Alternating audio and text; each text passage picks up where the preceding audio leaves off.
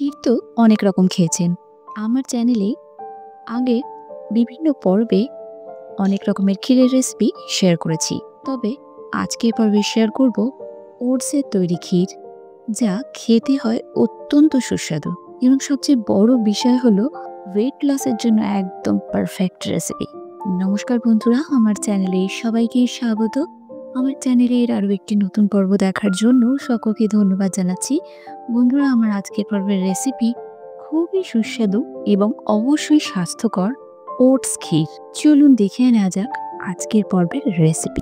ওটসের ক্ষীর তৈরি করার জন্য 1.5 কাপ পরিমাণ দুধ আমি একটা প্যানে দিয়ে দিচ্ছি। ফ্লেমটা এখন মিডিয়ামেই থাকবে। এইভাবে আস্তে আস্তে দুধটাকে নাড়াতে হবে যতক্ষণ না এটা ফুটতে শুরু করছে।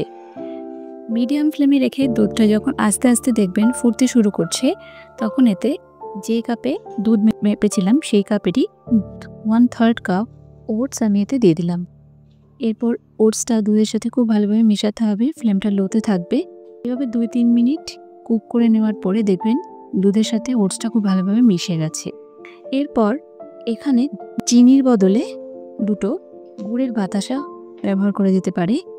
এতে কালার ভালো আসে এবং স্বাদও খুব ভালো আসে। বাতাসাটা খুব ভালোভাবে মিশিয়ে নেওয়ার পরে এতে দিয়ে দেব 1 টেবিল স্পুন পরিমাণ ড্রাই ফ্রুটস, কাজু, কিশমিশ, আমন্ড, পেস্তা সব রকম ভালোভাবে মিশিয়ে নেব। ঠিক এই অবস্থাতেই ফ্লেমটা অফ করতে হবে, কারণ এর থেকে বেশি ফোটালে কিন্তু ওটসটা অনেকটা ঘন হয়ে যাবে। এরপর ফ্লেমটা অফ করে দেওয়ার পরে পরিবেশন করার আগে দিয়ে দিতে হবে 1 টিস্পুন মধু। এরপর সার্ভ করার জন্য হয়ে যাবে একদম রেডি। দেখুন, বলেছিলাম গুড়ের বাতাসা মেশালে এর কালার কিন্তু অসাধারণ আসে। দেখতে একদম অরিজিনাল ক্ষীরের মতো লাগছে না? এটা কিন্তু অত্যন্ত সুস্বাদু একটা রেসিপি। আর উপর থেকে আরও কিছুটা ড্রাই ফ্রুটস দিয়ে গার্নিশ করে নেব। দেখুন কি অসাধারণ দেখতে হয়েছে, খেতেও প্রচণ্ড সুস্বাদু হয়েছে। আপনি খেয়ে বুঝতেই পারবেন না এটা যে ওটসের ক্ষীর। এটা হেলদি, অবশ্যই হেলদি। এটা ওজন কমাতে অবশ্যই সাহায্য করবে। এইরকম এক বাটি ক্ষীর আপনি ব্রেকফাস্টে খেতে পারেন, যেটা আপনাকে ওজন কমাতে সাহায্য করবে। এখানে ক্ষীরের জন্য উপকরণের যে পরিমাণ দেখিয়েছি এটা একজনের জন্য যথেষ্ট।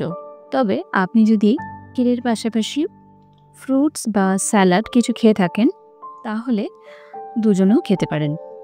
তো খুব ইউনিক একটা ক্ষীরের রেসিপি আজকের পর্বে শেয়ার করলাম।